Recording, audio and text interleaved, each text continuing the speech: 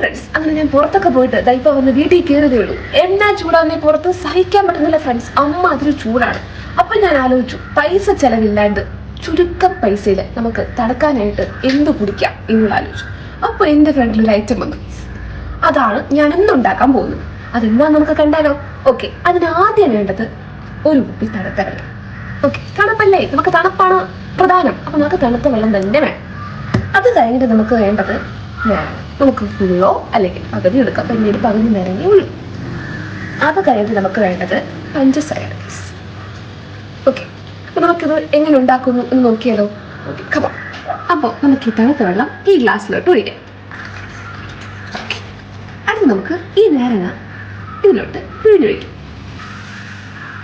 മധുരം നിങ്ങൾക്ക് ഇഷ്ടമുള്ളതുപോലെ ഇടാം. എനിക്ക് മധുരത്തിൻ്റെ ലെവൽ കുറച്ച് കൂടി നിൽക്കുന്നതാണ് എനിക്കിഷ്ടം. അപ്പോൾ ഞാൻ കുറച്ച് കൂട്ടിയിടുകയാണ്. ഓക്കെ, നമ്മൾ ഉണ്ടാക്കാൻ പോകുന്ന ഐറ്റം റെഡി ആയിട്ടില്ല, കംപ്ലീറ്റ് ആയിട്ടില്ല. അടുത്തതാണ് ഏറ്റവും പ്രധാനപ്പെട്ട അല്ലെങ്കിൽ ഇമ്പോർട്ടൻ്റ് ആയിട്ടുള്ള ഒരു പ്രോസസ്സ് എന്ന് പറയുന്നത് അടുത്താണ്. എന്താണെന്ന് വെച്ച് കഴിഞ്ഞാൽ നമ്മൾ മിക്സ് ചെയ്യാൻ പോവാണ്. ഓക്കെ, ഈ ഗ്ലാസ്സുമായിട്ട് അങ്ങോട്ടും ഇങ്ങോട്ടും ഇട്ട പഞ്ചസാര മിക്സ് ആവണ്ടേ? യെസ്, അതാണ് ഏറ്റവും വലിയ ഇമ്പോർട്ടൻ്റ് ആയിട്ടുള്ള ഒരു പ്രോസസ്സ്. മിക്സ് ചെയ്യാൻ നമുക്ക് നല്ലപോലെ മിക്സ് ചെയ്യണം. അതിലാണ് ഇതിൻ്റെ ടേസ്റ്റ് വരാൻ പോകുന്നത്. ഓക്കെ, തുടങ്ങാം.